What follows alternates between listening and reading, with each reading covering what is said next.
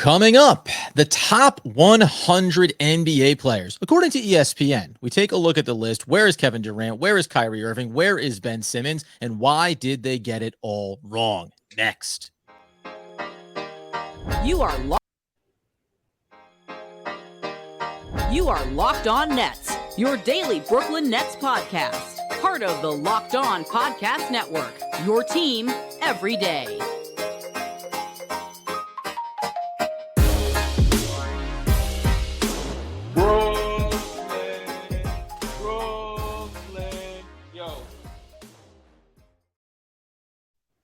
Yes, friends. It is, of course, the Locked On Nets podcast right here on the Locked On Podcast Network. It's your team, the Brooklyn Nets, every single day. Over there, you're going to find Doug Norrie. He's the owner-operator of DFSR. For all your daily fantasy sports rankings from DraftKings to FanDuel, he's got you covered.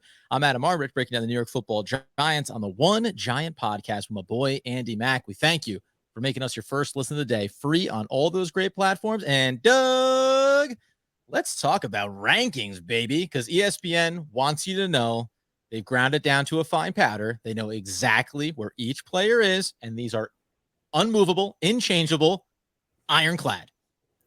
Yeah, they last week the ESPN released their top 100 list of just the top 100 players, and they had a bunch of criteria, and they interviewed a ton of different people, media folks and others, to try to distill down everyone's favorite thing to argue about whenever players get ranked into some kind of list. That's just a absolute honeypot for people to get just so tilted about where their player is and where their player isn't. But we are going to talk about where these guys landed in terms of the Nets, because they just continue. As always with these things, it continues to be a fascinating sort of like look at where people think about the Nets because, in some ways we won't be able to figure this all out until the season's actually played, and that's how it usually is. But this is just another example of, I think, even experts having just a very hard time of where to place, we'll call it the big three on the Nets, because it just becomes almost an impossible venture without having seen it happen now for, a half a season or something like that. Yeah, and I think we're obviously going to hit Kevin Durant here right at the top and where he falls on this list and the players ahead of him. That's a bit of a teaser there. There's a lot of players ahead of him. But to your point, I think what ends up happening is these lists, and I get it in a lot of ways. We talked about some other rankings before over the course of this offseason. And when it came to this top 100, I found myself thinking about it a little bit differently, just in terms of, okay, the Nets, Kevin Durant, Kyrie Irving, the unknown factors, and whether or not certain elements get weighted heavier than others. Kevin Durant's a little bit older. Kyrie can be fluky and unavailable regardless of the past craziness. And yet also mercurial. Just looking for yeah. If I tip my cap to the thesaurus to my right. Yeah. But I also think that it comes down to, in a lot of ways, predictive rankings of players, because if you're anyone putting together these lists, I think you'd prefer to be, and I'm not even knocking it in a lot of ways, but you want to be on the front foot of who is the next player that is going to be ascending here. And that's why they end up being a little bit higher. And it's why maybe a guy like Kevin Durant, who by the end of the season, by the end of next year, could be a little bit further down this list than you might say. You're trying to create this model where you're like, this is both where they are ahead of the season, during the season, and maybe where we think they'll finish the year as well. So when we talk about Kevin Durant being slotted in there as 8th overall, where does this, do you scoff at it right off the bat based on who's ahead of him? Or do you feel pretty much like, yeah, that's on par. He's 34 years old and he's had some injuries. Like, those, I think, are the easy ones to look at him with when we're ranking him in this list.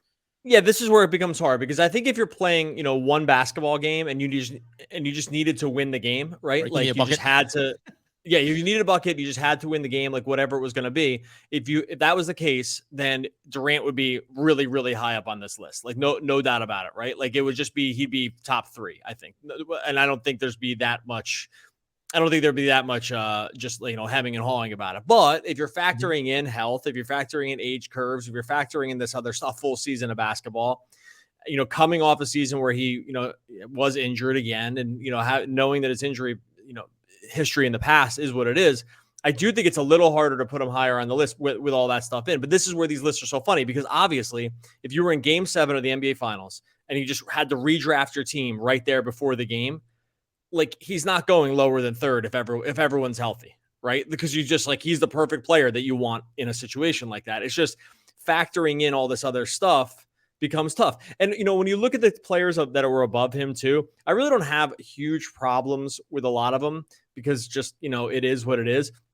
I will say though, like the top 5, they start off with Giannis. No one's arguing with that one. It goes to Jokic. I don't think anyone's going to go nuts about that. Like he's just been transcendent. Luka, if you're just, trying to ballpark ahead of what a guy's talent's going to be. He's one of those examples. Yeah.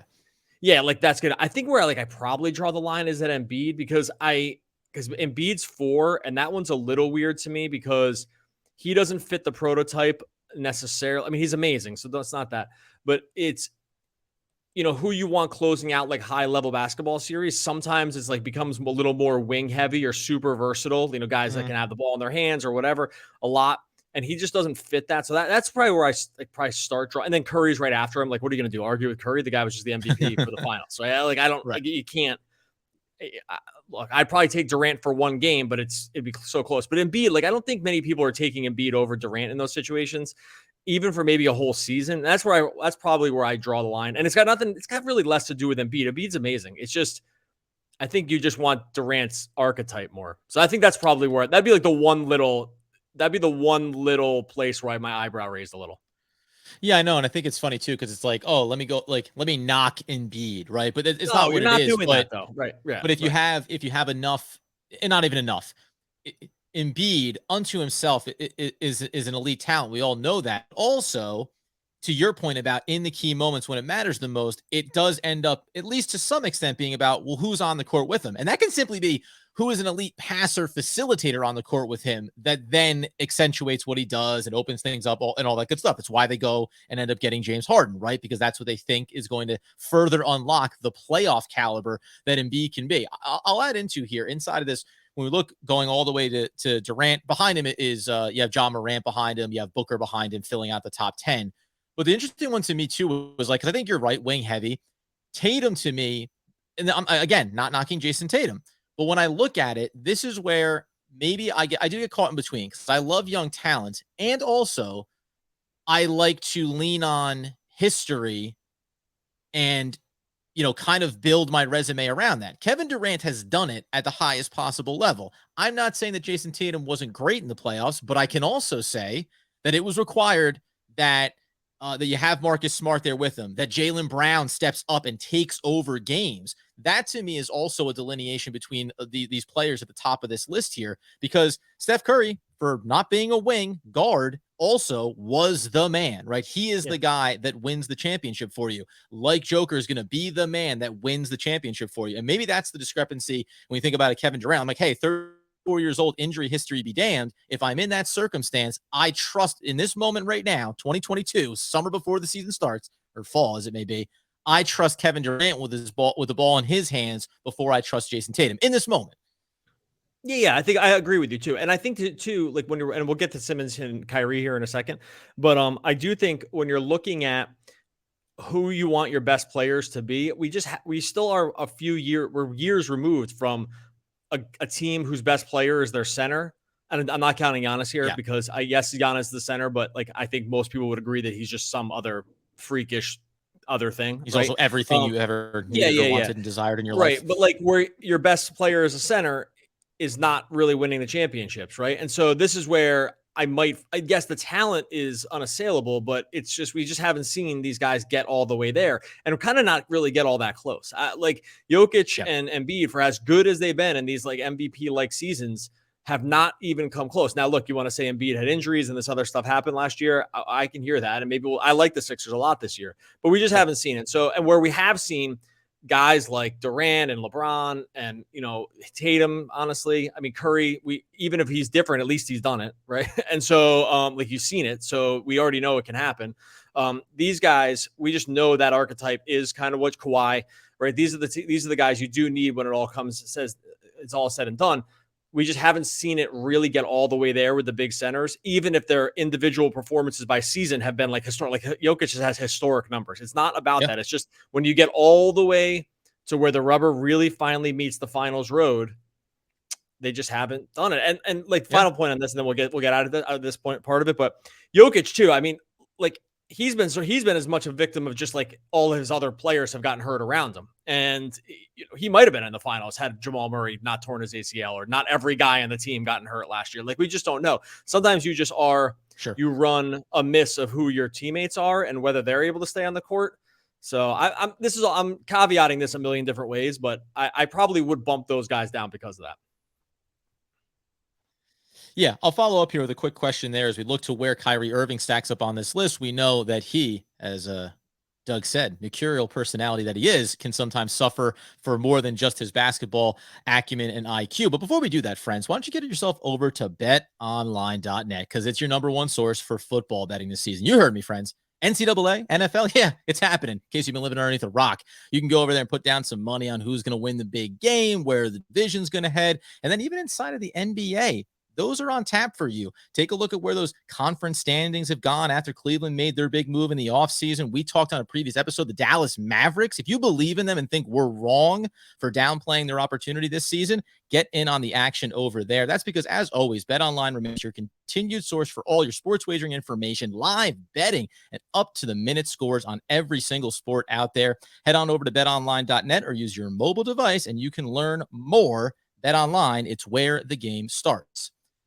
And where we then start to continue the conversation is going to be around Kyrie Irving. The quick follow-up I wanted to say there too, because I mentioned just a second ago, Luka, and I think you said it about, Joker, he's at the whim or at the mercy of his teammates and injuries. Likewise, when we talked about what the Dallas Mavericks have done this offseason, it's like saying, well, Luka hasn't been there yet. He hasn't done it at the highest level. And you go, yeah, but has he had the team to, you have to have a team good enough to help get you there, right? Very rare are the players, LeBron in his early days with Cleveland, dragging someone and through a weak conference to make some final appearances and then see what the results can be. So that's a big factor, I think, when we look through some of these. But overall, I agree with you that you have to have done it to whatever level in order for me to fully back it. And I will say, before we get to Kyrie, Ja Morant being as high as he is, knowing that that team was actually quote unquote better when he was off the court,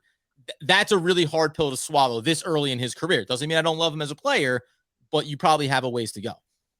Yeah, and like maybe we talk about Giannis different if like Middleton and Holiday had both been hurt, right? And they hadn't gotten past the Suns in that thing. Like you know what? Like, though, no, I probably don't though, because here's another cat. I'll throw another little caveat into the fire.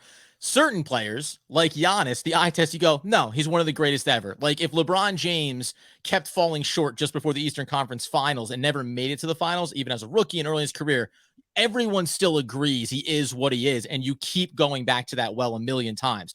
Other players. And this usually falls to the guards, guys that, aren't big, don't have that versatility to play any role on the court. Those guys are held to a slightly higher standard about showing it to me, like a Trae Young would be. Like, hey, show me that you can go do it and take your team to the finals before I can anoint you. So, it's really funny about that. Like, I know we're getting way afield here, but I just thought about that. Like, three of the top 5 players haven't even sniffed the finals. I know why we're putting them up there. But. And Giannis went once. Anyway, let's keep going because the Kyrie thing is another one where it's like I can see every side of this one. 33, baby. Kyrie Irving, whichever you prefer, comes in at 33 on this list. Do we just say, okay, like this guy comes with a lot of baggage and that's more than enough, and that's where you leave it? Because I can probably point out a dozen dudes ahead of him on this list, including Ja Morant. I could be like, hey, toe to toe, I don't know which way I'm going if you're telling me to pick between them. And honestly, from a pure talent standpoint, I would take Kyrie Irving. I know where I'm going. I would take Kyrie over Ja Morant. Yes. And I'm about as thin on threads to pull on still supporting Kyrie Irving just because of what he is.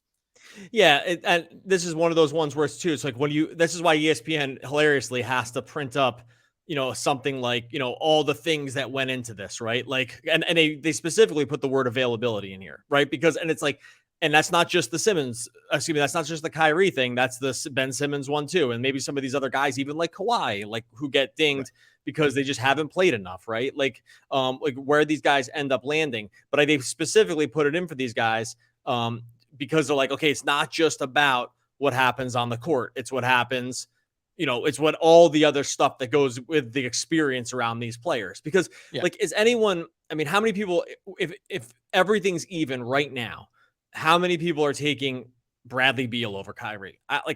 Nobody. I don't know. Like Bradley Beal's good, but you're just not doing it, right? Like if it's all totally even, I think a lot of these other guys that can make cases, even like Trey. Okay, fine. Trey was 17, and then you get that like guys like Dame, and I think that's where the list gets interesting because these are his cohorts. Like these are the people, like his peer group around these like small, undersized, score first guards who have like sort of transcendent level skills that are so good that they are able to overcome how small they are in a game where height really matters, right? Like, and so that's the group. I don't think if it's all equal, like skill wise, you probably would just end up piling all three of those guys together. But Kyrie gets dinged because everyone's trying to predict if he's going to play, if he's going to be in the right mood, if he's going to tweet out like some random conspiracy thing, like if he's going to just look, this isn't like making stuff up. We defended this guy a ton. It gets harder and harder every time, but like it just the one spot where it doesn't become hard to defend is his basketball talent. It's very of course easy not. To defend of course not. He would be top 20. Yeah, he'd be in this group. Let's talk about that there for a second, then too, though, because then I set off the cuff there, throwing in Ja Morant, but ahead of him on this list. So like Andrew Wiggins at 32, you got Chris Middleton in the bag there. Like I'll say a guy like the other way that you could try to look at this list when you're talking about where they rank and saying, if you're starting a team right now, right? If you're putting together a roster, and when you do that, this is where universally for me, the point guards, the guards take a big ding unless they are next level, superb elite talent. When you say top 20 for Kyrie Irving, like a guy like Pascal Siakam, I'm not putting him on the level of Kyrie Irving. I'm not putting Brendan Ingram on the level of Kyrie Irving. But if you're talking about trying to like, here's a good one to me is like seeing DeMar DeRozan be up at 28, Zach LaVine at 27, right? And Drew Holiday at 26. This is where I think you're combining something of a guy like Zach LaVine is ascending. He's about to maybe show you his pinnacle potentially. Drew Holiday has the ring in his bag, and on a team with Middleton and with Giannis, he is elevated that much greater than what he already is. The thing that you're always taking with Kyrie Irving, it's like, I am singularly holding up what his talent as a basketball player is, regardless of anyone else that's on the roster around him. Like that is the far cry difference that I think the group that we see him in on this list, not all, but most of those players in that area are all, well, if Siakam has X with him, then I love Siakam, but you got to tell me what's with him. Kyrie Irving is unto himself the talent that you grade. Yeah, for sure. This is like the group of like this. If this is your team's second best player, your team's probably pretty good, right? And you're going to need more. Like if they're your best player, you're not very good. Like you're okay, I would say, right? Like that's this group of guys. Like if Siakam, Wiggins is a little different. Siakam, Drew Holiday, if that guy's your best player, your team is not very good. Or it's an average team. If it's your second best player, it's going to depend who that first best player is. Right. Because like that's going to matter. And if it's your third best player, maybe you want to make the case for some of these guys, then your team's awesome. Right. So it just depends, but they all end up being in this list because they're all borderline or are superstars. We've already seen if Kyrie's your second best player in his prime, they win the championship. They've seen that. It happened. Right. Like Kyrie arguably was the third best player when it was the Harden, Durant, and then Kyrie show, and they were on their way to winning a championship probably pretty easily, right? And that we saw that.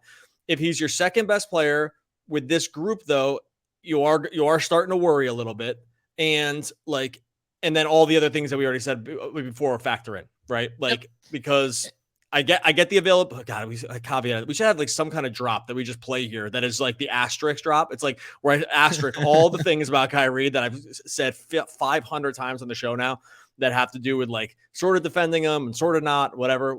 We should do that. How long would that take to put together that I can say? And now we go through our Kyrie caveat list. Sit back and relax. It's a minute long of that stuff. Coming up on Tuesday. Wait for the drop. And now here in a second, we are going to get into where Ben Simmons ranks on this list, and an instance where I think if you had your preference of where you would want players like this, the Kevin Durant, Kyrie Irving, and Ben Simmons to be ranked, there is an order that I think you would prefer them to be in. We dive into that next. Okay, so real quick before we talk Ben Simmons, I will just make a note. I don't know if this is like my pet monster, my favorite team to like just have one eye on. I mentioned that Siakam there, who was there at 30. They have also in this top 100, it's going to be at 38 is Fred VanVleet, and at 39 is Scotty Barnes. Like, just when you talk about teams, if you want to be a good team, go ahead and clump these guys together, and you can feel pretty confident about what you're capable of doing. I always like looking at them, looking at Boston. Marcus Smart was right behind Kyrie Irving on this list. That's where I think you see. Oh, can I say one thing about that? Yeah. That too is that, and just to lead into Simmons, like 75 is OG Anunoby, who's right before Simmons, right? And, Like, Yep. And that's a heck of a clumping. From 30 to 75, you have 4 players in your starting lineup for a team in the Eastern Conference that everyone tends to sleep on a year-to-year basis. There's ups and downs, but that's the kind of team that has consistency on their roster. Ben Simmons, there, as you mentioned, at 76. This is where, if I was making my hierarchy board and I would want the type of player and skill set that each of Kevin Durant, Kyrie Irving, and Ben Simmons brings to the table, I want Ben Simmons to be in the 30s. I don't care if my point guard, if my Kyrie Irving is further down the list, because Ben Simmons at his best is that much more impactful when it matters most. Playoffs, championship level basketball, potentially. Yeah, I mean, some of these things with Simmons is just, again, like, hey, people are just, I think Simmons will, there's a very good chance Simmons jumps 20 spots on this list after one game, right? Like, yeah. Like, people just need to see him play one game where he's running around doing sort of Ben Simmons things, getting into transition, causing havoc on the defense, like driving and kicking, rebounding, just all the stuff that he did 2 years ago. Like, he jumps 20 spots just on one game. Like, but I think people are worried about that one game. Like, they're not sure if he's going to get out there. They're not sure what it's going to look like. We'll talk about the Ben Simmons appearance on the Old Man in the Three later this week, by the way, because I think there is other stuff to talk about with Simmons on that. But so we'll get into that later. But with the Simmons here, of any player that could just jump, like I said, 20, I'm making this number up, kind of 25 spots in the first week of the basketball season, it's him. Because where it's not going to happen, if you look at the other guys around him on the list, like, is Harrison Barnes jumping 20? No, of course not. He shouldn't even. Simmons should be ahead of Barnes just on the chance that he's better. That one, like, even like John Collins, like, okay, we just know what it is at this point. I would just Julius Randle even, right? Like, who's 71. Both got there.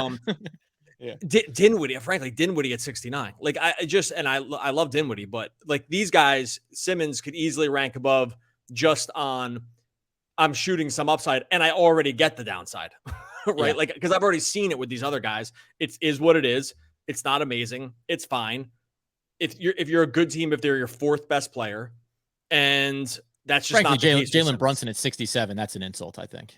Yeah, it's just an insult to a lot of players beyond Ben Simmons. Just like I said, if he goes out and plays in a normal way in the first 2 games of the season, this list looks silly for him. But go. No, and here's what I'm going to say inside, because I understand the reservations around him. It's the same thing we think about a Kawhi Leonard. In injury factors, time away from the game at least makes you reconstruct it, and then all you can do is hang your hat on. So Kawhi Leonard, well, we know last time we officially saw him, plays at an elite level, wins it in Toronto, goes to LA, plays at an elite level, and then shuts it down. So everything in our mind is it was perfection the last time we saw it, or the best version of it. Ben Simmons, last time we saw him, was a guy that shrinks from the big moment, can't hit the big shot, can't be relied on. I think the one thing I'll say to tie a bow on the Nets specifically, and the way that maybe these lists also, there's different versions of it. Who's just the best pure talent? Who's the guy you want in a clutch moment?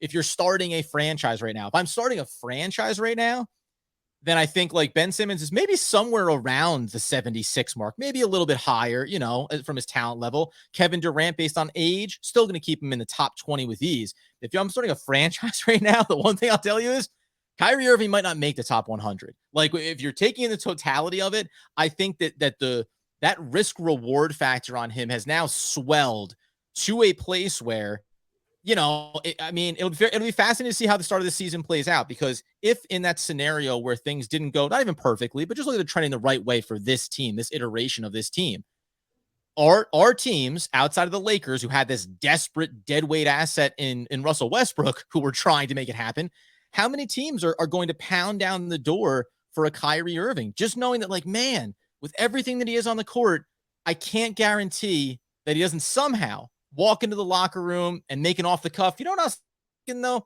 Nick Nurse, maybe he'll coach one night. Maybe it'll be me. Maybe OG will take the, like, those things I think matter in that grand scheme of it. And I am at the point now where I want Kyrie to be great. I want him to be great for the Nets. I want him to be great for the podcast. And I could do with nothing else than just turning on the TV and watching him play and then not knowing anything else that goes on. It'd be fascinating to watch it. We'll get out of here in a second here, but it'd be fascinating to watch an actual draft like this, because this would be like the ultimate green room moment, because you would be really, it would totally depend on who you already had about how far these guys would slip. I guarantee right now, both of these guys, if we were drafting for one season right now, both of these guys would go higher than both these guys would go, if we were just starting every team over, both of these would go, all three of these guys would go higher than their current rank. Like I'm sure of it, right? Like it just would. I think the talent is too great for either one based on where they are now. What gets thrown in with these guys is that because not every team, this is actually the biggest problem, because not every team is starting over, it's mutually exclusive who can even begin thinking about taking a guy like Kyrie, let's say, right? Because it's like, it's what, 4 teams that can really even think about it. They need to be on the brink of a championship. They need to have 1 or 2 other superstars already. Like, and then they're starting to think about it. Once you got through that part of the draft for yourself, like you'd say, okay, it's worth, like if I already had LeBron, I could take Kyrie next and I feel pretty good about it, right? Like, but you need to have the other guy first. The same with Simmons. You'd say, hey, if I already locked up my first 2 guys, I'm just going to do it based on, it's like a fantasy draft. It's like the upside's too great for me not to, I'll feel dumb.